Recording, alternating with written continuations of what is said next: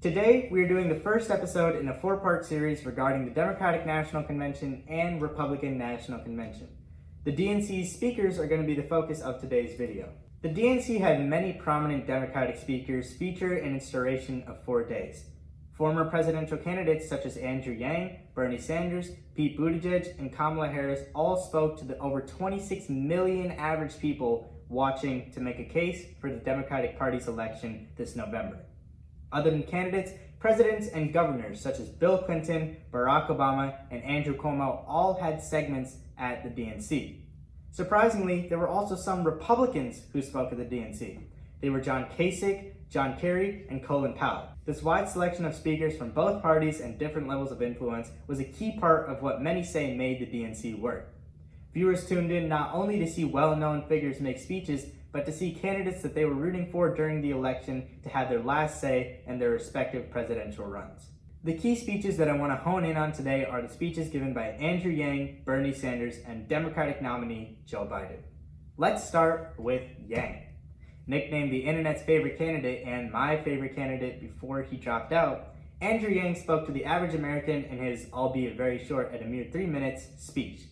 He cited how many in America believe this to be one of, if not the, worst times in American history. He also spoke on how many Americans today may have regretted the vote that they cast in 2016, which is a point that many other speakers overlooked.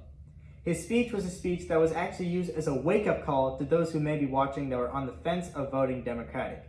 He reminded them how torn and dysfunctional America is today and that their vote matters and can change all of the problems that we have if we just vote Democratic.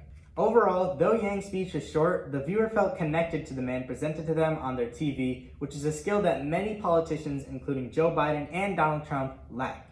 Now let's look at one of the heavy hitters, Bernie Sanders. Bernie Sanders made a very powerful speech that ravaged the Trump administration.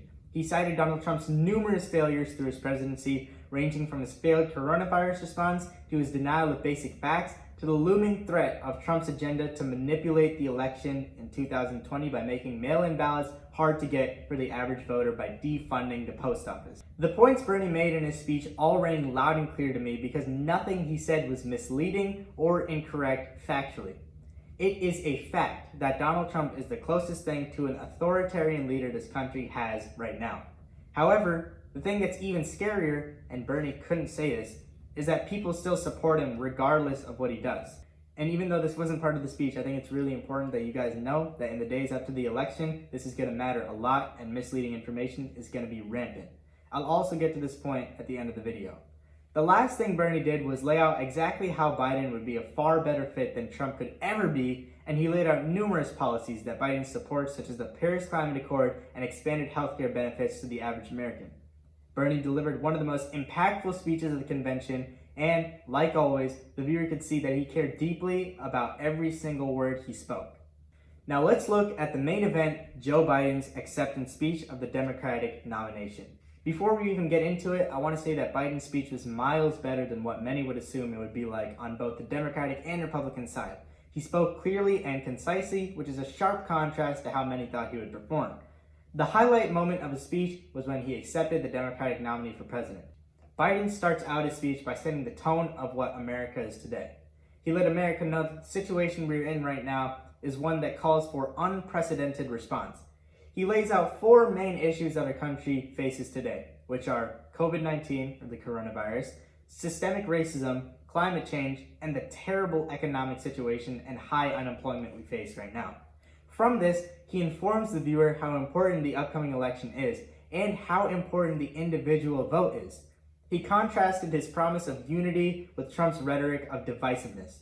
The thing that he definitely did best in the speech was his use of symbolism to talk to the viewer. He used the importance of the ballot, the heaviness of statistics, and the pain of individual experience. Overall, the speech was moving. The emotion behind Biden's voice was noticeable compared to his other speeches. The substance of his speech wasn't incoherent rambling filled with lies, which we will get into on the 3rd day of the series, but rather a laying out of reason, rhetoric, and policy. Now, before we end the video, let me go back to the point I made about Trump supporters and how no matter what you tell them, it is next to impossible to convert them in America today. The first issue comes through divisiveness. America has never been so divided politically in its 350-year history.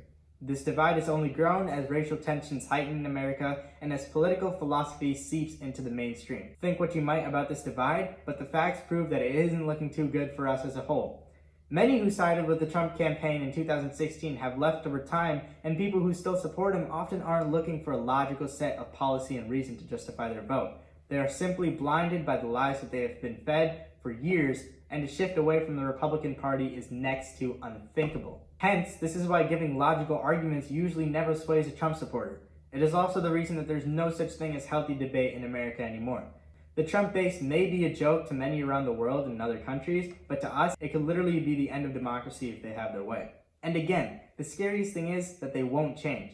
It's a complicated web of forces that are swaying these people, and it all stems from the same spider, the Trump administration. I don't want to keep ripping on the people in the Trump base because I know a lot of them are smart and they just see a better president in Donald Trump than Joe Biden.